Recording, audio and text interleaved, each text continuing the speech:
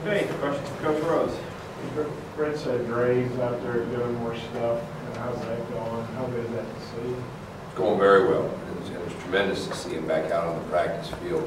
Haven't got a lot out of Dre since the Alabama game, so it's fun to have him out there. First day he was out there were 21 guys operating at one speed, and Dre operating at his speed. His speed was pretty fast because he is fast and plays the game quickly, but because he had fresh legs too.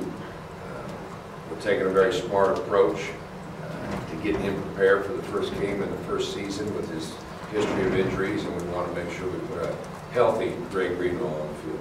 You have to scrimmage him all Saturday? Or? Coach B hasn't made that decision yet, so until he tells me, I'll wait and see. After you went back and watched the tape on Saturday, was there anything that stood out to you that we didn't talk about with you on Saturday? Well, I'd further emphasize that we tackled extremely well. We'd like to have our missed tackle numbers at less than 10 a game, and we played roughly 137 snaps, so if you half that, we were about 8 missed tackles for the game, and was 16 for the scrimmage. First time out, that was really pleasing to see that take place.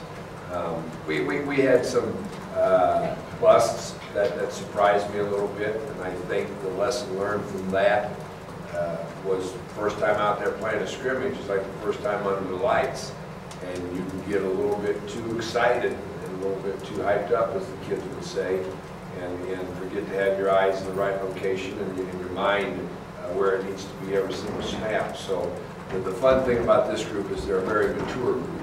And I think they understood that quite quickly, and I think we'll see a significant drop in the busts this Saturday. Assuming it's Grange is down there to inside backer spots, how's the depth kind of break down behind them? How do you feel about the deal with that? Still figuring it out.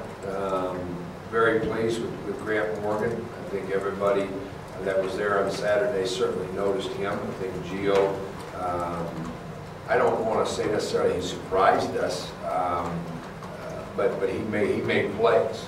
Now there's a fine line between making too many mistakes and making plays. A guy shows up and makes plays, you can try to figure out how to get him on the field. But if he's making too many mistakes, he's going to get you beat too. So we got to continue to bring him and D. Walker and Kyrie Fisher. We got to bring the rest of those guys along and really find out who our 4th, 5th, 6th linebackers are. They can be interchangeable.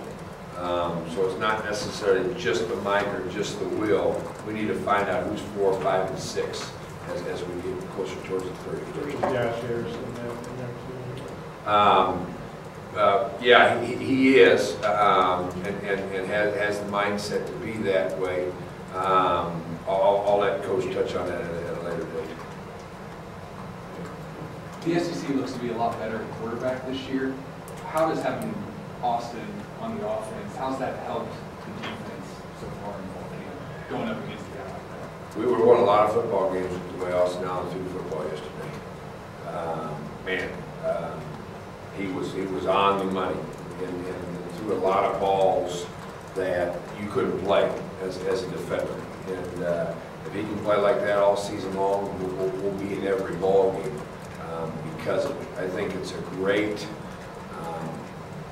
opportunity for all of our guys to improve on a daily basis, not only because of the arm that we see, but because of the intelligence that he brings in his checks and so forth. He's not going to put the offense in a bad situation. We're not going to get any gimmies or freebies because of that. So we're going to have to earn everything it is that we get as a defense with him on the practice field.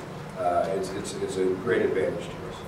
Does Rossler just come right back in his first team linebacker or the offense? Kind of have that wide open? Well, I wouldn't say it's wide open. We're repping Randy Ramsey at both sides, so he's getting both razor and hog work. Certainly, Carl jumped in there and took reps with the ones.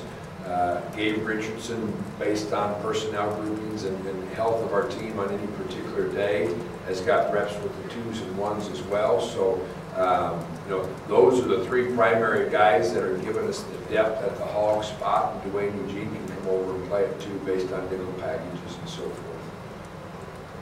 good punter obviously can really help the defense. What have you seen from Blake Johnson? How confident are you that he'll be a good punter for you guys? He was in it pretty good the other day, and I think, you know, for a punter, for you to feel good about a punter, you want to know you have a guy that has the mental toughness to hit it well, no matter what the conditions.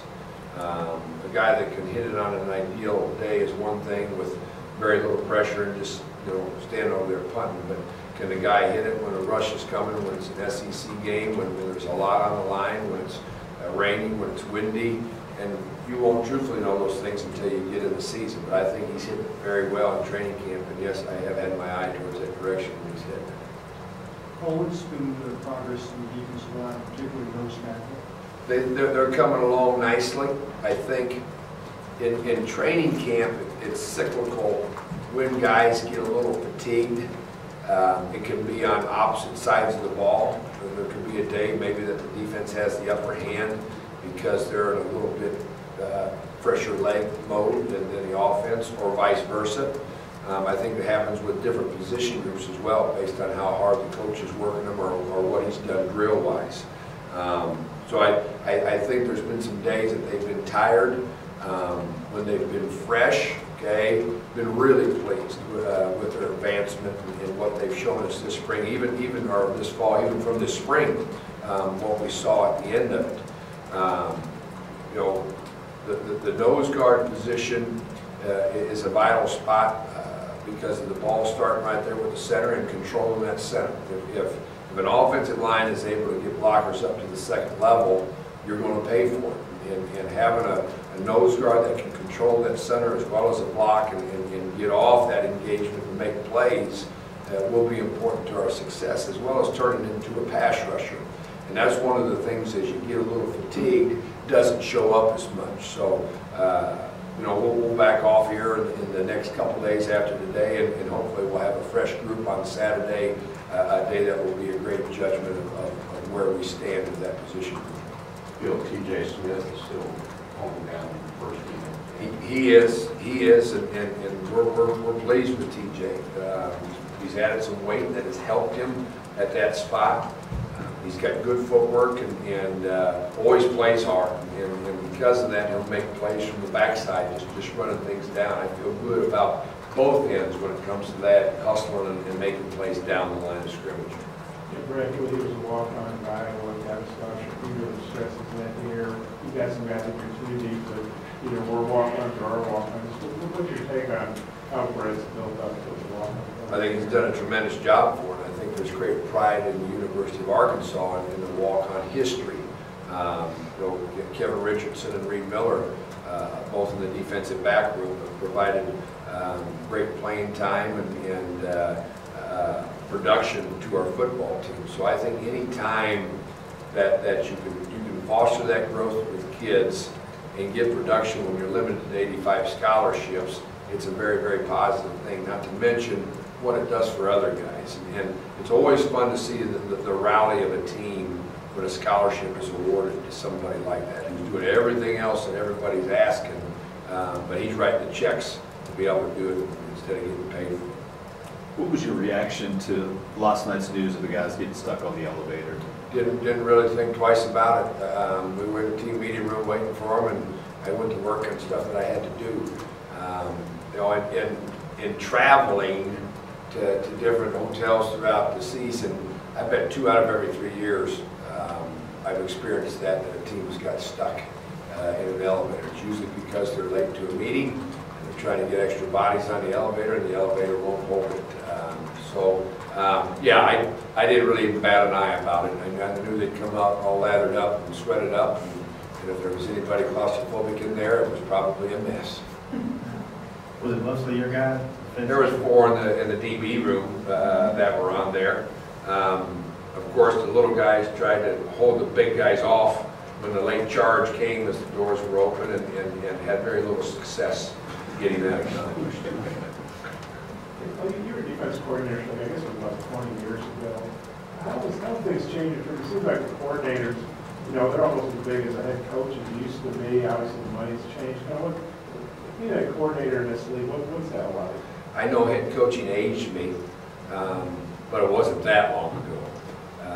that I was in that position for the first time. You know, I think the game overall has changed with the finances that are generated and everything associated with it. And I think this particular league is a league that recognizes the value that's associated with it and pays the going rate, if you will.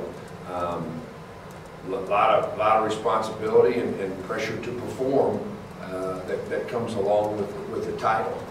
And here in 2017, that's what you got. That's what you're expected to go out and accomplish. This is 2006, right? What did I say? Use it 20. Oh, I'm at So, Paul, Brett showed off his daughter to us a little while ago. Just your thoughts on Brett the last 6 weeks as you watched him become a dad? You got to see her before I did. It was fun to see her when he came up for the first time. Got a lot of hair, doesn't she? Pretty girl, pretty girl. Fun to see him. This is in my opinion, as a father of 2 grown boys and a guy that sat in his chair. Fun to see him go home.